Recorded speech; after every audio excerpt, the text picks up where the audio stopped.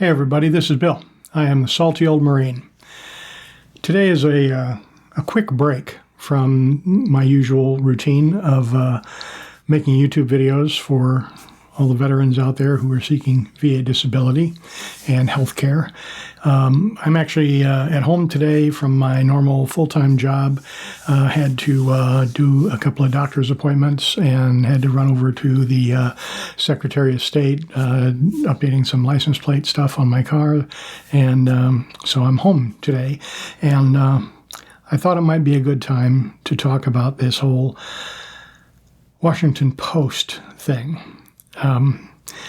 So before we get into it, if you would take a moment, if you have not already subscribed to the channel, please click the subscribe button. It will help the channel spread the word to veterans, and it will help you as well when new videos drop. So thank you very much if you don't mind doing that. Okay, so let's dive into this. The Washington Post has been, as many of you already know, has been putting out a series of, I think, what are accurately termed hit pieces on veterans benefits, on veterans in general. And it's really disturbing. It's disgusting. It makes veterans upset and angry and worried and a little bit scared. And it seems to be going on. It's not stopping. So although just about every veteran-centric YouTube channel out there is putting out videos about this particular issue, I have held off, and it seems like I can't anymore. So without further ado, let's kind of jump into this. So I'm going to go all the way back to May 23rd of 2024. So on May 23rd of 2024, the Washington Post put out an article on veterans becoming eligible for billions and third-party firms seeing a chance to cash in on that. It was basically a critical look at for-profit firms exploiting the expanded veterans benefit era, as they called it. Now, what they're talking about here is the PACT Act. The PACT Act was passed over quite a few objections through Congress, and it greatly expanded VA disability presumptives, meaning that veterans who were covered under the PACT Act would be presumed to have service connection for certain disabilities. And these lumped in a number of veterans from different eras, including Vietnam era for Agent Orange and those disabilities that might have been caused by Agent Orange. Also, the recent wars, the Gulf Wars, with the burn pits where, human waste and all kinds of horrible things were just piled into pits and burnt. They're just what they sound like. And, breathing the smoke from that is not a good thing. And it probably caused a lot of different disabilities. And some of those are called out in the PACT Act, and those are listed as presumptives. It also included things like Camp Lejeune. They had contaminated water from the late 1950s until the mid-1980s. I was stationed at Camp Lejeune myself during that time, so I'm considered covered under the PACT Act. Now, having said that, it doesn't automatically guarantee that a veteran's going to get a disability rating for any of those things. In fact, I have no disability ratings whatsoever for anything under the PACT Act, including my time at Camp Lejeune. They list 13 different types of cancer, basically, as presumptives, and I don't have any of those cancers. So that doesn't include me, and I don't have nor do I seek disability for that. However, I think the general public is being led to believe that money is simply being handed out for free. Oh, were you in the Middle East? Did you breathe in the smoke from the burn pits? Have a big pile of money. That's not how it's working, and unfortunately the Washington Post isn't making that very clear. But the tenor of this article was about how claims companies were piling in to help veterans. Now, this is a topic I've talked about before, and I'll probably talk about again. There's a lot of positive and negative discussion about claims companies. In other words, these third-party companies that exist to supposedly and usually, well, that's open for debate, but let's leave that for a moment. They're there to help veterans file their disability claims. And because they know the ins and outs of how VA disability claims work, they can line up a veteran with the resources that they need to track down their documents, to fill out the paperwork that the VA requires, to get diagnosis from medical professionals, to get DBQs filled out, that's disability benefit questionnaires, to get nexus letters that connect their current disabilities to their in-service events. They do this all for a fee, of course. They're making money doing this. Either they charge the veteran up front, or they charge a percentage of what they recover when a veteran, say, has lost a claim and has appealed, and if that claim is eventually adjudicated in their favor. So the Washington Post dislikes these companies. And, you know, there are some bad actors out there. There's no doubt about that, because it's unregulated. But I want to make it really clear why these companies exist. And this is something the Washington Post is not interested, apparently, in talking about. The reason they exist is because they fill a gap. The gap is that VA benefits are absolutely difficult to understand. It's hard to parse. The VA's bureaucracy is so dense.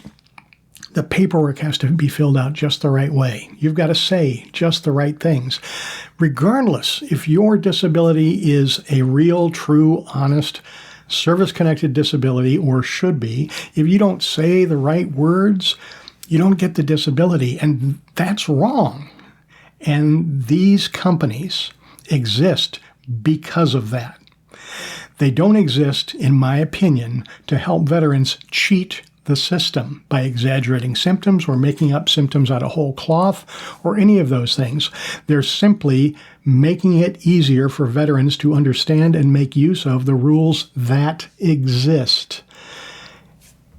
Okay, this is on the VA, really. If the VA did outreach, if the VA made it simpler to understand how to get the benefits that veterans are entitled to, there'd be no real need for claims companies or VSOs or YouTube channels like this. Why would we be needed? You could simply understand it yourself.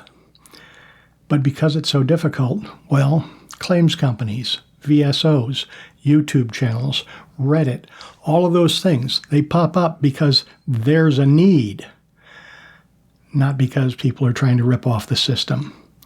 And I find that very disappointing. But let's move on. October 6th, 2025. How some veterans exploit $193 billion VA program due to lax controls.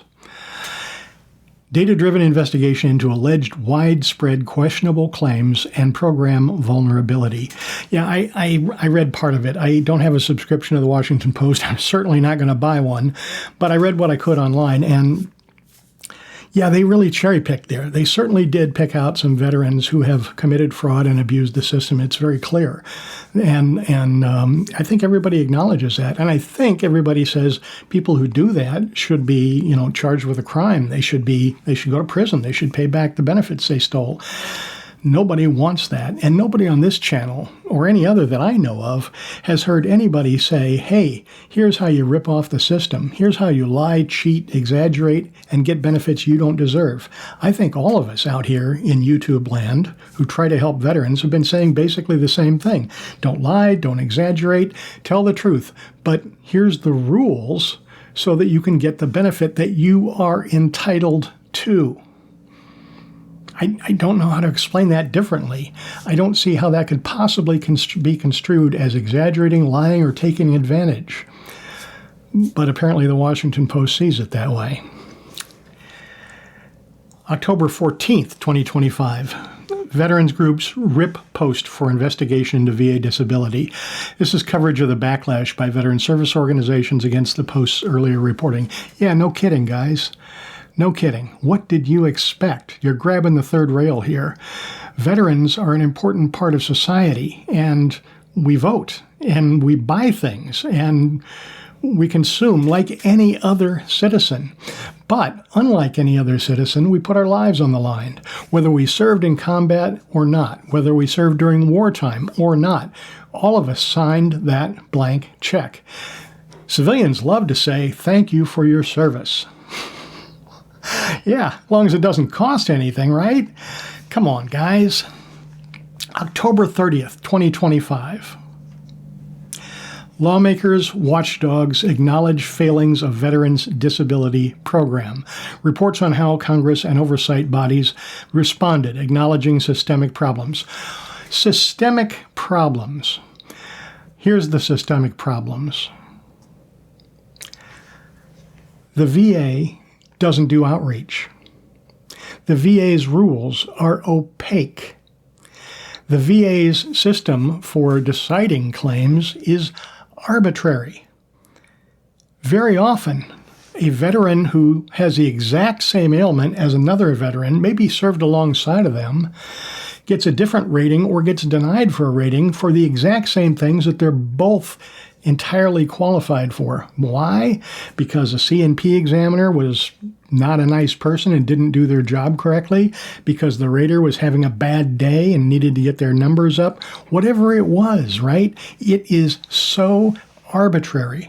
There is no way of predicting how any given change is going to come out, any given claim is going to come out on any given day for any given veteran. There's your systemic problems, my friends. Now, today, the Washington Post put out another article. They just keep going.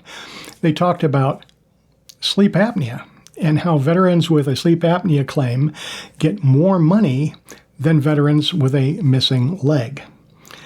Well, that may be true. And it turns out the VA is about to address that. There is a change that a lot of you know about, that the VA has been proposing for a long time, that basically says this: if you have sleep apnea and it is service-connected and you're prescribed a CPAP machine and the CPAP machine works, meaning it reduces your sleep apnea, instead of getting the 50% that they currently award, it's going to be nothing. It's going to be 0% because you're cured, or at least you're being effectively treated. Now, that's actually what the tone and tenor of the articles are all about. Right? If you're effectively treated, why are you getting disability for it?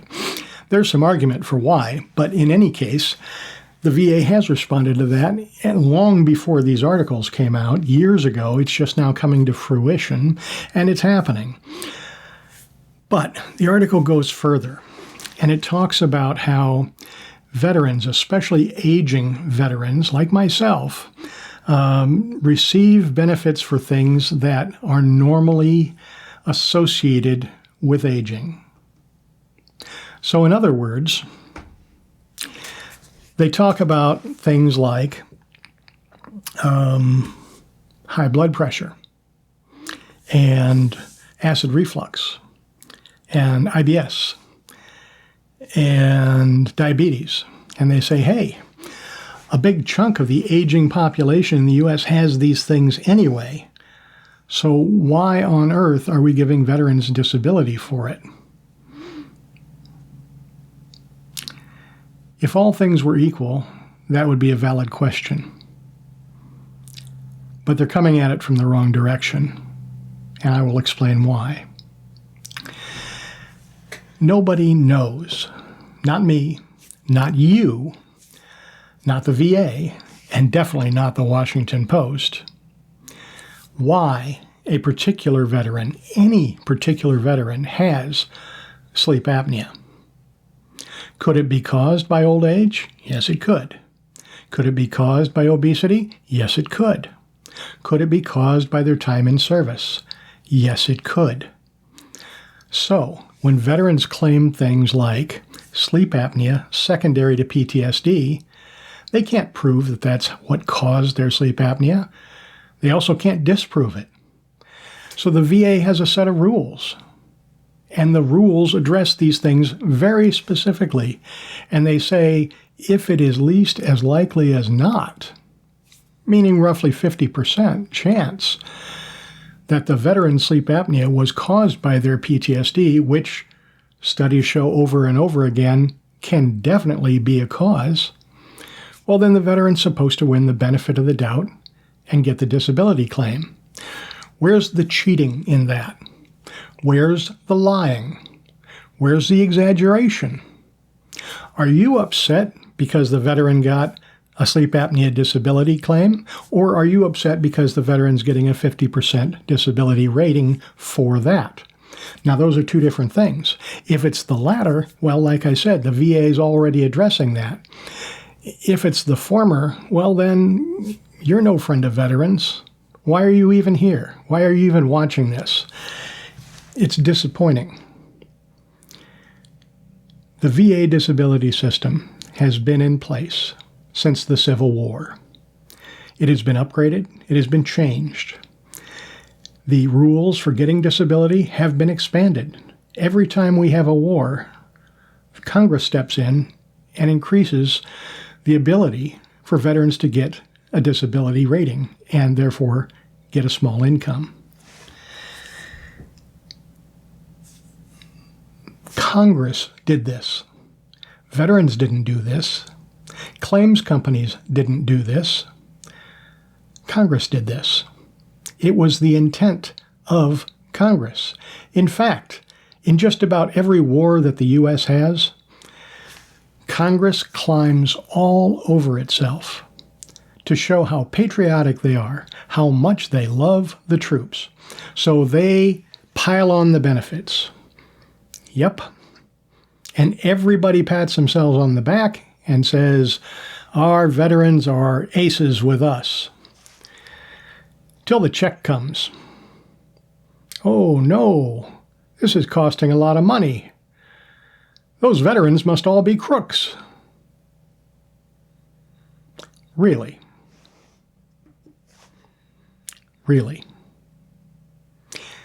Honestly, if that's how you feel, we don't have anything to talk about. Veterans are not the problem. Veterans are not the enemy. Veterans are trying to receive the disability that they were promised. The disability that Congress and the VA set up to enable them to have. And now the Washington Post is angry because somebody like myself or claims companies are helping veterans navigate the maze. Isn't that interesting? They put the cheese down at one end with the hope that we could not get to it. Look at all these things we're giving veterans. They'll never figure out how.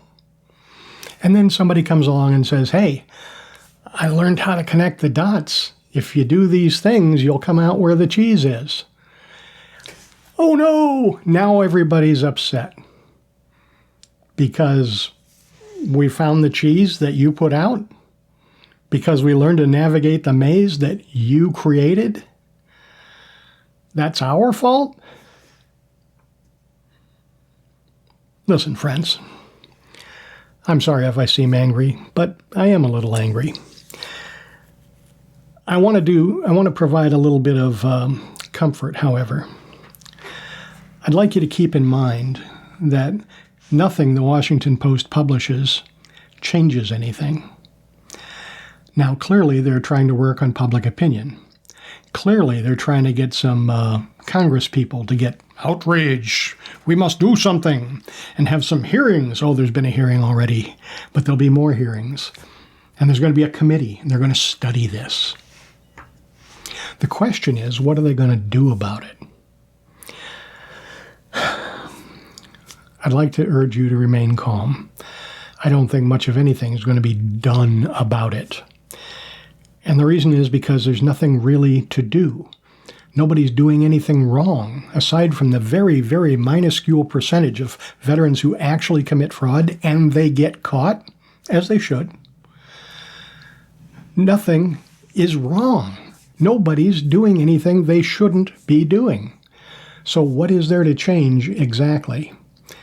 And politically, the public still supports veterans. Study after study shows the public, at least officially, when asked, supports veterans and thinks veterans aren't even getting the things that they should be getting now. That's not changing. I don't think this is going to cause any change. However, keep your eyes open. Keep your ears open. Pay attention to what's going on. Learn everything you can about VA disability. If you have a disability that you think is caused by your time in the service and you haven't claimed it, it might be time. Start doing your research. Figure things out. Watch some YouTube channels. You don't have to just watch mine. There's a lot of them out there, and they're really good. I recommend all of them. If you need help, consider a VSO. If the VSO doesn't do the job for you, well, there are claims companies, law firms, and independent doctors out there who do things like write nexus letters. Try them. Get what you deserve. Get what's written into the law, what's set aside for you. If the Washington Post doesn't like it, to them. I'm Bill. I'm the salty old Marine. Please like, share, subscribe. Leave a comment. Do me a favor. Try and keep it polite if you don't mind. And as always, have a great day.